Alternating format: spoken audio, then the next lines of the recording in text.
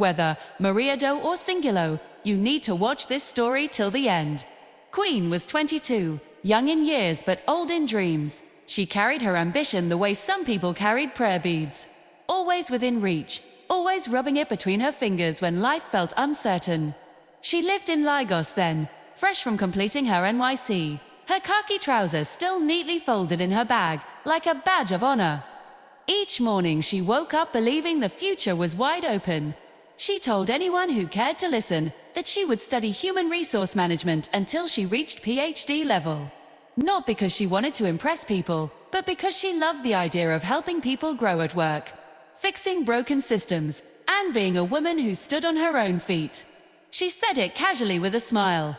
"I'm not stopping at first degree. I'm going all the way." Some laughed, some nodded, some said, "You are serious." But Queen meant every word. Hello guys, welcome to my channel, where interesting stories of love, communication, and empathy is told.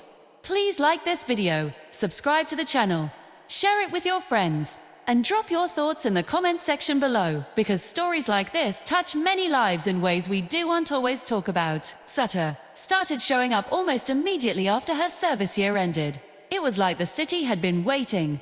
Calls came in the mornings, messages late at night, introductions through aunties, church members, family friends. Some were polite, some were bold. Some came with gifts they could barely afford. Her phone rarely rested. Her mother noticed first. She noticed the glow on her face, the way people looked at her twice, the way neighbors whispered when she passed. Her mother was a woman shaped by time and experience, the kind that believed certain things must not be delayed. Marriage was one of them. She often said, "A woman's clock does not wait for certificates." She said it with love, but also with fear. Fear of tomorrow, fear of regret, fear of stories she had heard too many times. Tone. One evening, as Queen sat on a small stool in the kitchen, peeling yam, her mother leaned against the doorframe and watched her quietly. The silence stretched. Queen knew that look. It always came before serious talks. "You are 22 already. Men are coming. Good men. You don't reject blessings." Queen smiled softly. "Mama, I'm not rejecting. I just want time. I want to go back to school." Her mother sighed. "School will not run away. Merit." Queen wanted to laugh, but the weight in her voice held her back. She respected her mother deeply. This was the woman who walked before dawn to sell, who saved coins in teens, and who prayed loudly for her children. When such a woman spoke with worry, it entered the heart. Her father saw things differently. He was quieter, slower with words, but when he spoke, people listened. He believed in skills, in patience, in preparation. He believed a woman should never be trapped by lack of money. One night, as Queen sat beside him outside, listening to distant generators hum, he spoke gently. "Marriage is good," he said, "but education and skills are safety. Build yourself first. The right man will meet you on the way." Queen nodded eagerly. This was the voice that echoed her own thoughts. She felt understood, seen. She wanted to hug him, right there. But life rarely listens to one voice alone. Her mother kept reminding her of age, of pressure, of relatives who would soon start asking questions. Friends added their own opinions. "You can do both. Marry and still study." Others said, "Don't let a good man go." Then came he. He was a pilot, tall, calm, confident, the kind of man people respected, without knowing why.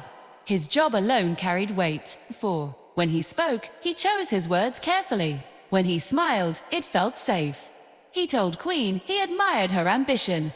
He said he liked smart women. He promised support, stability, comfort. He spoke of travel, of a good life, of partnership. Her mother's eyes shone when she heard his profession, a pilot. Her father asked questions quietly about values, about plans. The man answered smoothly. Everything seemed to fit. Queen's heart was confused. She liked him. Yes, she felt proud walking beside him, but something inside her whispered, "Not yet."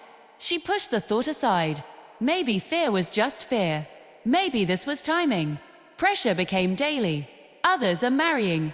People are talking. You are not getting older. Each sentence chipped away at her resolve. She started doubting herself. Was she being stubborn?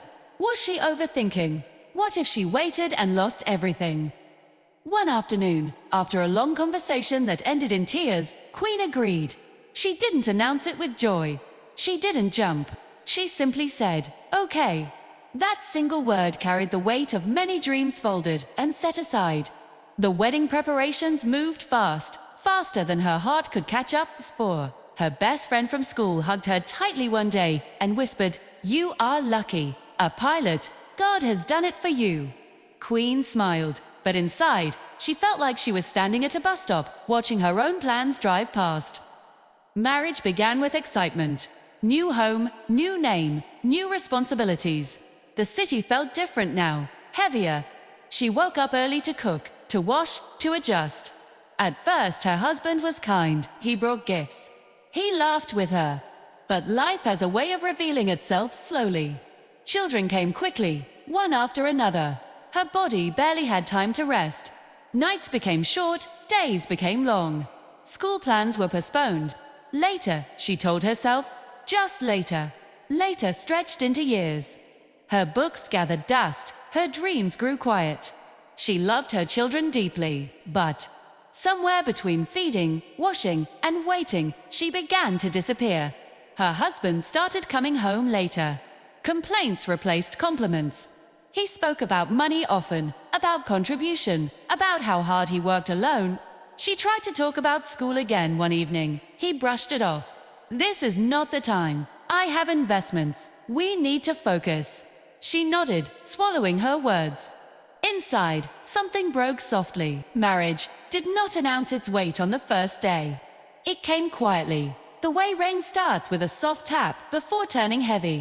In the beginning, Queen still felt hopeful. She believed love could stretch, that patience could cover gaps, that understanding would grow with time. She woke each morning determined to be the best wife she could be. She learned her husband's habits, his moods, the way he liked his food served, the way he preferred silence after long flights. The house was comfortable, neat, well furnished. Neighbors admired her. Church members pointed at her with smiles. They said, "God has done it." Queen nodded politely, even when her heart felt tired. Pregnancy came sooner than she expected. When she told her husband, he smiled, but it was the controlled smile of a man calculating responsibility. He said, "We'll manage."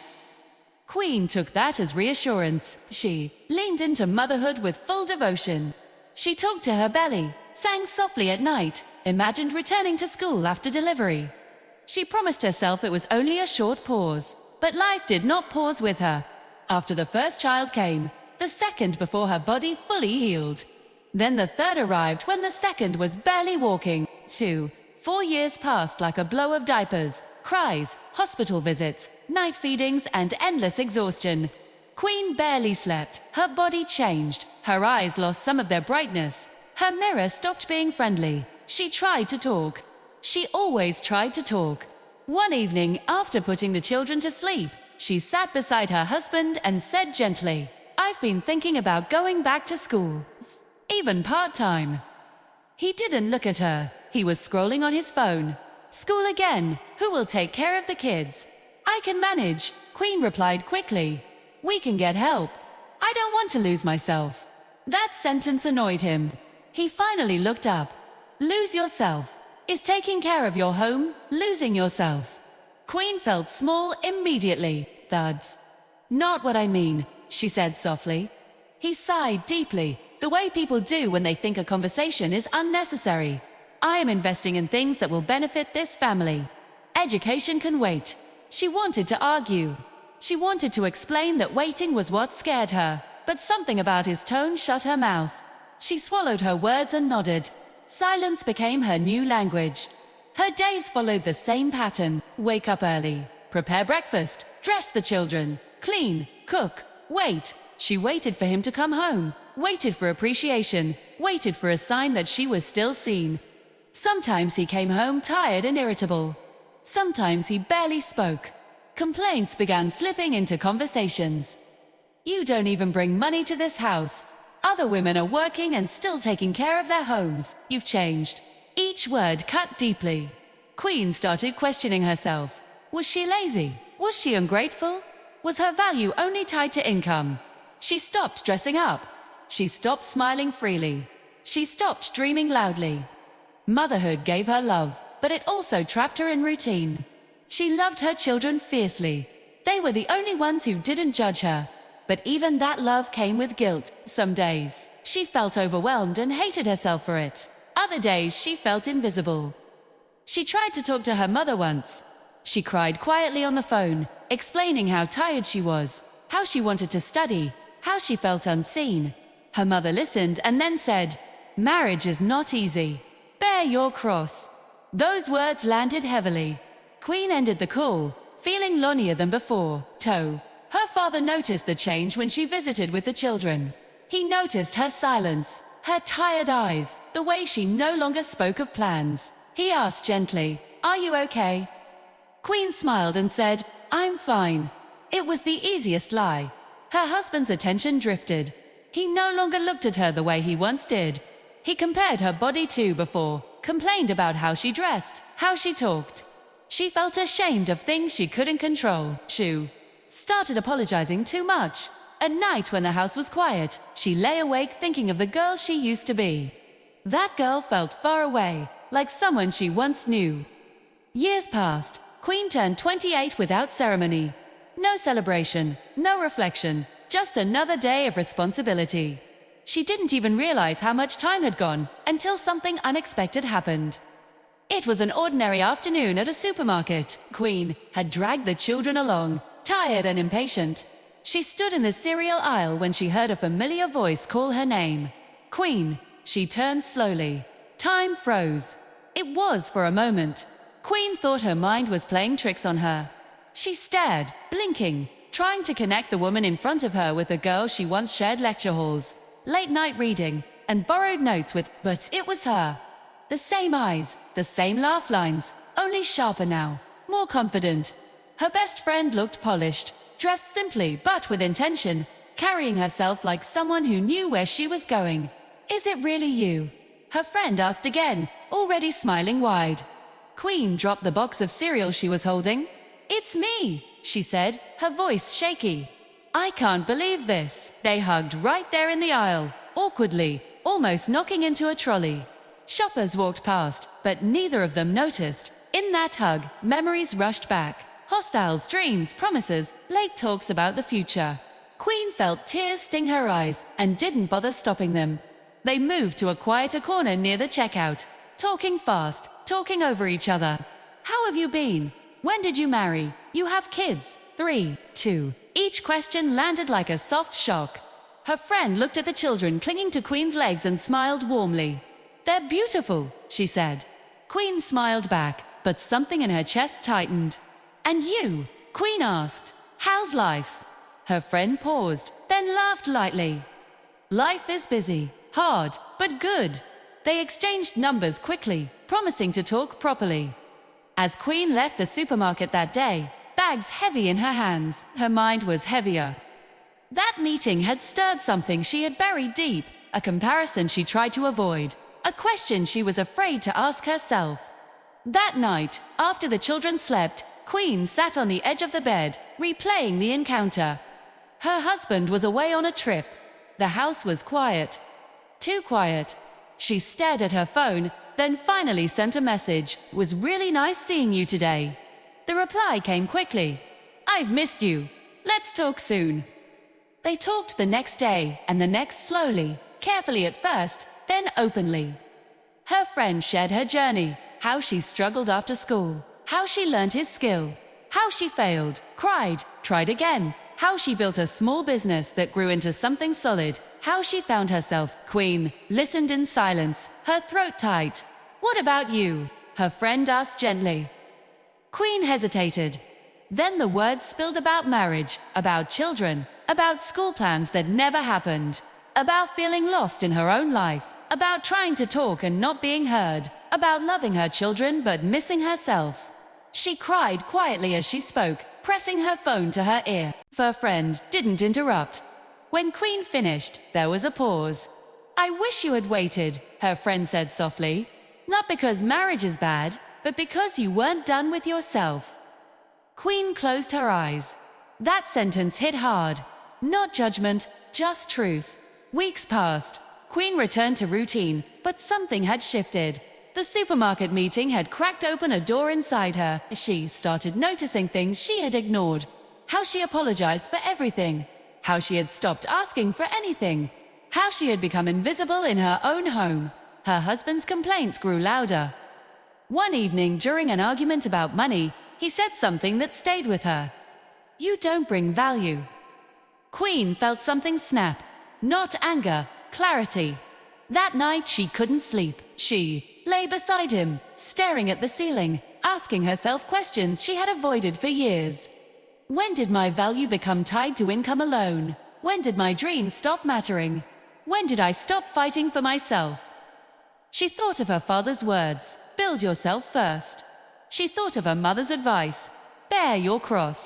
She wondered which was wisdom and which was fear. Days later, her friend invited her out. Just coffee, just conversation.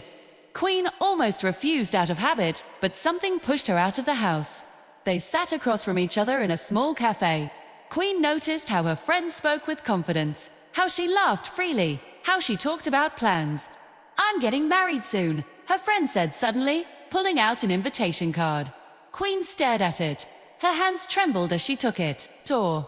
The card was simple, elegant, her friend's name printed boldly. Accomplished, independent, 28 and sure. Tears filled Queen's eyes. She laughed weakly. "I am happy for you." "I know," her friend said, reaching across the table to hold her hand. "But I can see your pain." That was the moment regret fully settled in. Not bitterness, not jealousy, regret. A deep aching realization of roads not taking. On her way home, Queen cried quietly in the bus. No one noticed. Everyone was busy with their own lives. That night, she confronted her husband again, not with anger, with calm. "I want to study," she said firmly. "I need to do this." He laughed dismissively. "This again?" "Yes," she said. "This again?" He shook his head. "It's not possible." Queen felt the final piece of herself fall into place. This was not misunderstanding. This was refusal. She stopped arguing after that, but inside she began planning, quietly, carefully. Time passed. She started small online courses, reading again at night, reconnecting with her mind. It was hard, exhausting, but it felt like breathing again. Her husband noticed the change and didn't like it. Skill. More complaints followed, more coldness. But Queen had changed. She was no longer shrinking. Her mother still told her to endure. Her father looked at her with silent pride. Queen was not free yet, but she was awake, and that made all the difference. The wedding invitation stayed on Queen's bedside table for days. She didn't put it away. She didn't tear it. She just let it sit there, staring at her every morning when she woke up and every night before she slept. The card felt heavier than paper. It carried years of choices, pauses, and silent sacrifices. She replayed that cafe conversation again and again, not because her friend had said anything hurtful, but because the truth had been spoken gently, without blame. That was what made it painful. There was no enemy to fight, no one to shout at, just reality standing in front of her. Life at home continued as usual. But Queen was no longer moving through it on autopilot. She became more aware of how conversations ended before they started, how decisions were made without her, how her husband spoke about the future, as if she was only an extension of his plans, not a partner with her own. One night, as she folded clothes, her husband mentioned a business trip casually. He spoke for a long time about profits, partners, and expansion. Queen listened quietly. When he finished, she asked a simple question. "And what about me?" He looked confused. "What do you mean?" She said, "My plans, my growth." He waved it off. "We've talked about this." "Yes," she replied calmly, but nothing changed, frowned. "Why are you suddenly restless?" That word stayed with her. Restless, as if wanting more from life was a disease. She didn't respond. She finished folding the clothes and went to bed. That night, she dreamt of her younger self standing in front of a classroom, speaking confidently. She woke up with tears on her pillows. Weeks later, she attended her friend's wedding. It wasn't easy. She almost didn't go, but something inside her needed to witness it to close a chapter properly. She wore a simple dress, tied her headscarf neatly, and left the children with her mother. The ceremony was beautiful, simple, joyful. Her friend looked radiant, not because of makeup or dress, but she stood there whole. Queen clapped and smiled, but her chest ached. She wasn't jealous of the marriage, she was grieving the version of herself that could have stood there to fulfilled in her own way. After the wedding, they hugged tightly. "You came," her friend said softly. "Yes," Queen replied. "I needed to." They didn't say more. They didn't need to. That night, Queen made a quiet decision. Not a loud vow, not a dramatic speech, just a decision. She would no longer abandon herself. She began waking up earlier, using the quiet hours before the children stirred to read. She took online courses seriously. She reached out to people she once knew. She asked questions. She learned again. Slowly, her confidence returned piece by piece. Her husband noticed and tension grew. He accused her of neglecting the home. She pointed out that everything was still done. He accused her of changing. She agreed. "Yes," she said, "I'm changing." Laments became frequent. Silence followed. The house felt colder. But Queen no longer blamed herself for the discomfort. Growth often makes people uncomfortable, especially those used to control. Her mother visited one afternoon and sensed the tension. She pulled her aside. "You are pushing too much," her mother said. "Peace is important." Queen looked at her mother with tired eyes. "So is purpose," her mother sighed. "Marriage is sacrifice." "I've sacrificed," Queen replied softly. "I'm empty."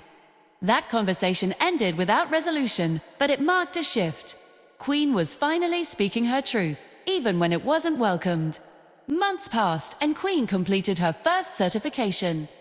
It wasn't a PhD, it wasn't even a degree, but it was hers. She cried quietly when she received the email, not because of the paper, but because she had proven something to herself. She shared the news with her husband.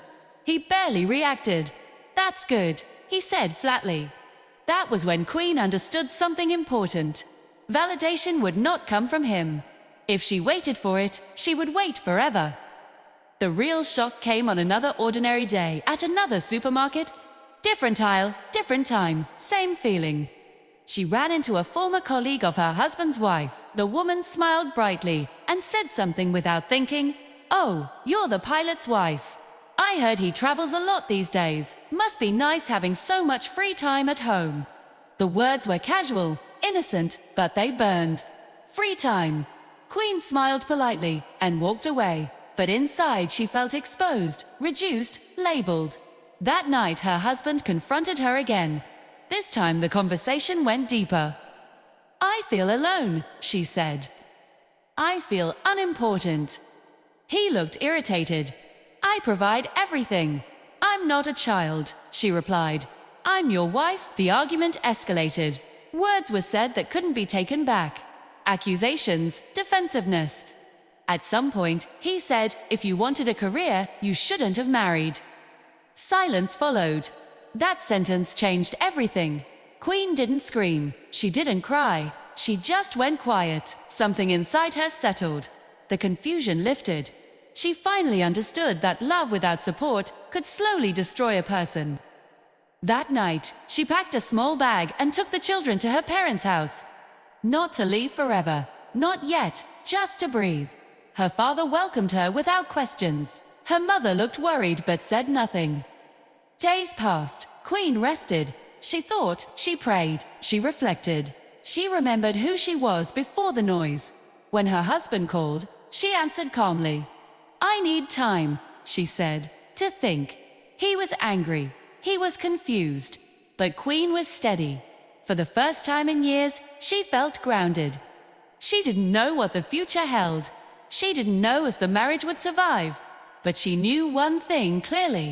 She would never again abandon herself. Queen stayed longer at her parents' house than she planned. What was meant to be a few days turned into weeks. At first, she felt guilty, like she was doing something wrong. The guilt sat in her chest, heavy and familiar. It was the same guilt she felt whenever she chose herself, the same guilt that had followed her for years. But as the days passed, something else began to grow in that space: relief. Her children adjusted quickly. They laughed more, they slept better. They ran freely in the compound, their voices filling the air. Queen watched them one evening and realized something that surprised her. They were happier when she was calmer, when she wasn't tense, snapping, or forcing smiles. That realization hit her deeply. She had been told so many times that enduring silently was best for the family. But no one talked about how silent pain leaks into children's hearts. Her father sat with her one night under the mango tree. The air was cool and the moon was bright. He didn't lecture her. He didn't say, "I told you so." He simply said, "You look like yourself again." Queen's eyes filled with tears. "I forgot who I was," she said. He nodded. Many women do. Not because they are weak, but because they love deeply. That sentence stayed with her. Her husband kept calling. At first, his tone was angry. Then it became defensive. Later, it softened. He complained about the house being quiet, about missing the children. He asked when she was coming back. Queen listened carefully. She noticed something important. He spoke about what he missed, but not about what she had said. Not about her pain. Not about her dreams. One afternoon, they finally spoke honestly. "I don't want to lose my family," he said. Queen replied calmly. "I don't want to lose myself." There was silence on the line. Long silence. She realized then that love alone was not enough. Understanding had to walk beside it. Respect had to sit at the table too. Without those, love slowly turns into obligation. Queen returned home eventually, but not as the same woman who left. She returned with boundaries, with clarity, with quiet strength. She continued her learning. She started small consulting work online. Nothing fancy, nothing loud, but it was hers. Each small success rebuilt her confidence. Her marriage did not magically become perfect. Some days were hard. Some conversations were uncomfortable. But Queen no longer swallowed her words to keep peace. She spoke gently but firmly. Sometimes her husband listened. Sometimes he didn't. But she no longer tied her worth to his response. Her mother watched her closely. One day she said, "You've changed." Queen smiled softly. "I had to." Her mother sighed, then said something unexpected. "Maybe I was afraid for you." Queen understood. Fear had shaped many decisions in that house. Fear of shame, fear of loneliness, fear of stories people tell when a woman waits too long. Queen held her mother's hand and said, "I know." That was forgiveness. Quiet, necessary. Years later, Queen stood in a classroom again, not as a student, but as a facilitator. She was invited to speak to young women about career growth and life choices. As she spoke, she saw herself in their faces. Bright, hopeful, afraid. She didn't tell them what to do. She told them her story. She told them that marriage is not a mistake, but entering it without finishing yourself can cost you deeply. She told them that love should never silence a person's dreams. She told them that patience is powerful, but so is timing. After the session, a young lady approached her with tears in her eyes. "Thank you," she said. "I thought I was selfish for wanting more." Queen hugged her. "You are not." That night, as Queen sat alone, she opened her Bible. If thus she had read many times before, suddenly felt alive. Above all else, guard your heart, for everything you do flows from it. Proverbs 4:23. She closed the book slowly. That was it. That was the lesson. Guard your heart, not just from others, but from decisions that slowly drain you, from pressure disguised as love, from fear dressed as wisdom. Queen did not become perfect. Her life did not turn into a fairy tale. But she became whole, and that was enough. If you're watching this and you see yourself in Queen, know this. It's okay to pause. It's okay to reflect. It's okay to grow at your own pace. Love and communication can be learned. Dreams can be delayed, but they don't have to die.